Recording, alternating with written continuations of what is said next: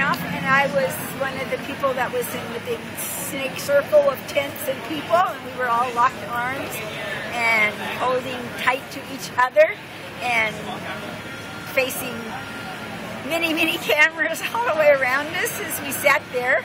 And this went on for a few hours, it seemed like, but maybe it was only an hour or so, hour and a half. And then the police came in to begin to arrest people.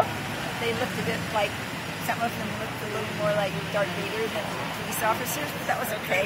Anyway, we also had on the right, for those people that haven't been down to the area, there's a big tree, and we had tree houses up in the tree, and we had some protesters that were occupying the trees. So that was kind of the general setting, and we had 3 of us that were grandmothers, and I'm a great-grandmother. I think I'm the oldest of all the protesters. I'll be 20. How many be 20? Oh, wow. I'll be 80 in June, almost 80.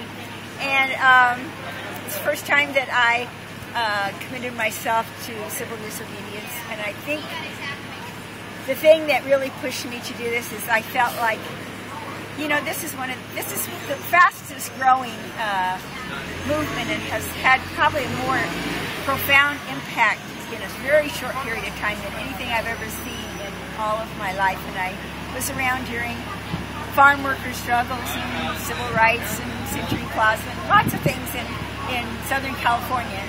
And it's the new communication, and it's also that I think these young people realize that it's too late in history and in time to work from the margins of change. We've got to just impact and go right straight to the heart of it. And really the heart of it is corporate power and financial and banks and financial institutions with unlimited power that are not responding to being bailed out, all these things happening to them, and this is, young people are just shining to this. Where do you turn? And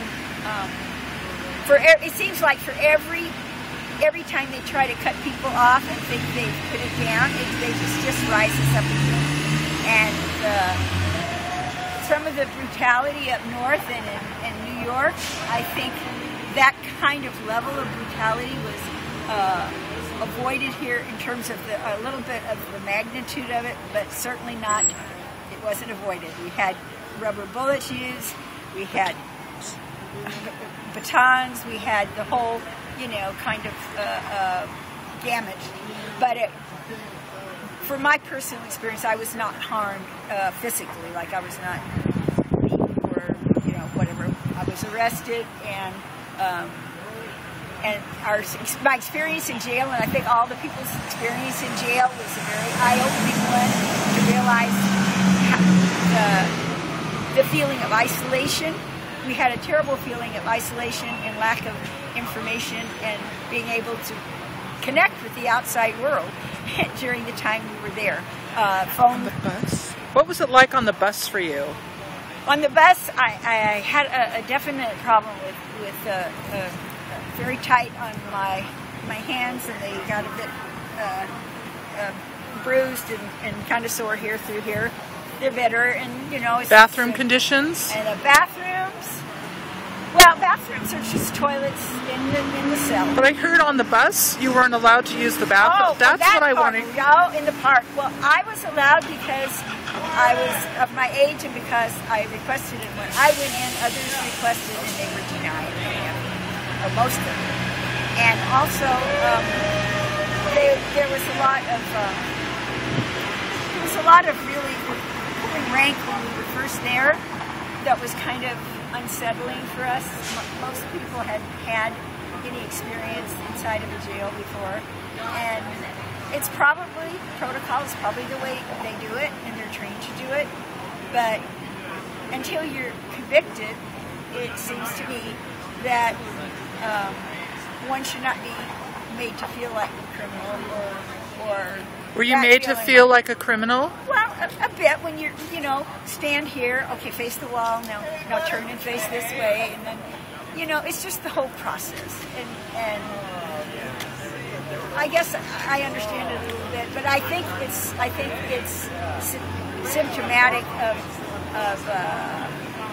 not respecting people who come through the prison system. What were you charged with? We were all charged with failure to disperse, or not all of us, but the ones that I think got out on recognizance and have no charges. I don't know if other people have charges. I don't have charges. No court date. So you were in jail for 4 days? I was in jail from Tuesday, Wednesday morning. Almost 3 days. Yeah, and so it was Wednesday, Thursday, and today we got here just about. It was too late to be in the morning session, so those people that were brought in went in. Were your charges, so all your charges were dropped? Yes. Okay. Yes. Thanks so much for sharing. Yes. Okay. Okay.